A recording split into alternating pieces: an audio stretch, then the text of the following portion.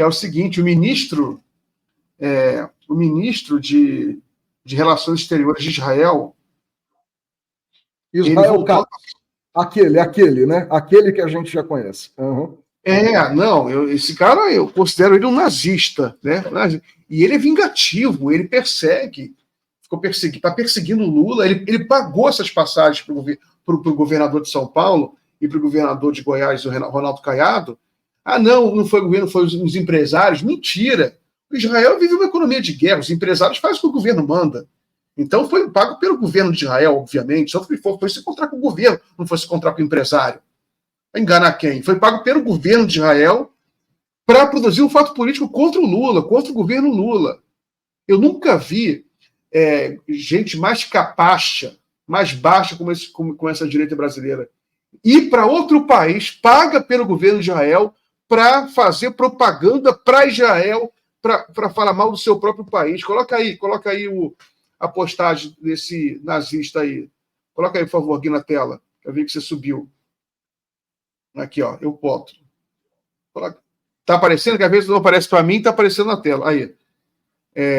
Não, mas coloca, era para subir só o print do ministro, porque ele ataca o Lula.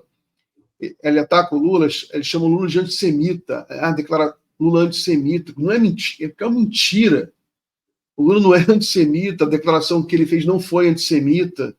Pode ter desagradado Israel, mas não foi antissemita. Então, é muito baixo o que fez o governo de Israel, muito triste. Ele está subindo aí agora. Aí.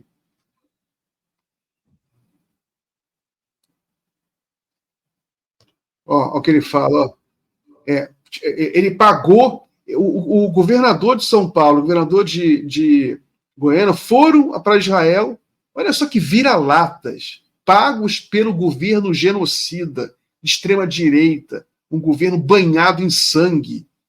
Né? Aí embaixo deles a gente não consegue ver o chão, mas embaixo tem uma poça de sangue, onde os três estão ali chafurdando, a poça de sangue palestino. Né? Estão ali esses três canalhas para falar mal do Lula. As declarações antissemitas do presidente Lula não separarão nossas nações. Olha só que calhorda. E esses palhaços. Né? O que você acha disso, Henrique? Miguel, essa história toda, né? Eu, antes de entrar no mérito disso tudo, de questões políticas internas e também externas, eu tenho uma dificuldade de compreender exatamente o que é essa coisa, eu diria que até certo ponto cafona, que surgiu na extrema-direita brasileira de exercer esse papel de subserviência extrema, quase que de escravização intelectual, sei lá, ideológica, em relação a Israel. Não entra na cabeça de ninguém o que o governador de São Paulo e o governador de Goiás, né? O de São Paulo pode tentar aí uma saída dizendo que, olha, o Brasil tem uma comunidade judaica, não é muito expressiva, mas a maior parte dela vive em São Paulo, né? Em alguns bairros ali tem uma certa tradição de ter judeus, como é o caso de Genópolis, do Bom Retiro e tal. Mas assim, o governador de Goiás, junto com o governador de São Paulo, vão a Israel, primeiro alegando que, olha, é uma visita oficial, aí depois a embaixada nega, dizendo que não é. Aí agora se descobre que teve aí alguma oficialidade, digamos assim, porque eles foram recebidos pelo presidente do Estado de Israel, pelo primeiro-ministro de Israel, Benjamin Netanyahu, e também aí pelo Israel Katz, que é o chanceler israelense. Então, assim, há uma oficialidade nesse ato. Aí essa coisa de dar as mãos, aí todo mundo dá a mão e faz aquele símbolozinho de paz com mais de 30 mil civis mortos por foguetes e mísseis. Aí depois que todo mundo dá a mão, posta isso nas redes sociais com bandeirinha de Israel e do Brasil lá entrelaçado, tentando criar aí alguma relação. Isso explode nas redes evangélicas, que é o ponto mais esquizofrênico e maluco dessa história toda, porque são pessoas que se confessam cristãs e têm uma idolatria pelo Estado de Israel, que é um Estado judeu. Então, assim, não há nenhuma conexão aí entre as duas coisas, mas a gente sabe também, no fundo, que isso vem de outros, né, está relacionado a outros fatos.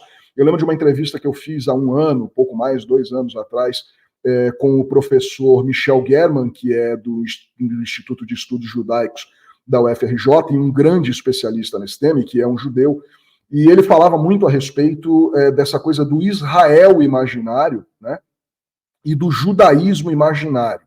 Então, os evangélicos se colocam aí dentro desse Israel imaginário, que na cabeça deles é aquela coisa bíblica neopentecostal, que se assemelha àquele pessoal andando de túnica pelo deserto, de sandália, que nem nas novelas da Record e tal. Então os caras associam isso a um cristianismo, a uma fé cristã, mas ao mesmo tempo muito mais atrelado ao Velho Testamento. Enfim, fica essa maluquice toda, porque isso é uma maluquice.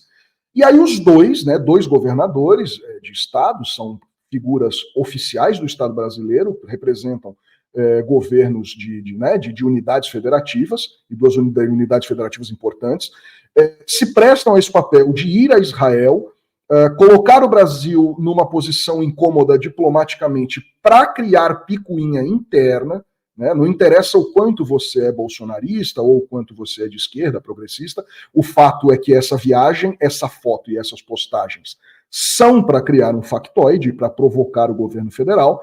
Então, assim, a gente chegou nesse nível de baixeza, né, de ir a outro país para, enfim, tirar fotos e aparecer na internet e tentar criar desgaste no governo Lula. E o Israel Katz, como o Miguel falou aí, esse sujeito ele tem um histórico complicado, né? Os ataques que ele fez ao Lula, o problema não é ele ser de extrema direita, isso já seria um problema, mas não é essa.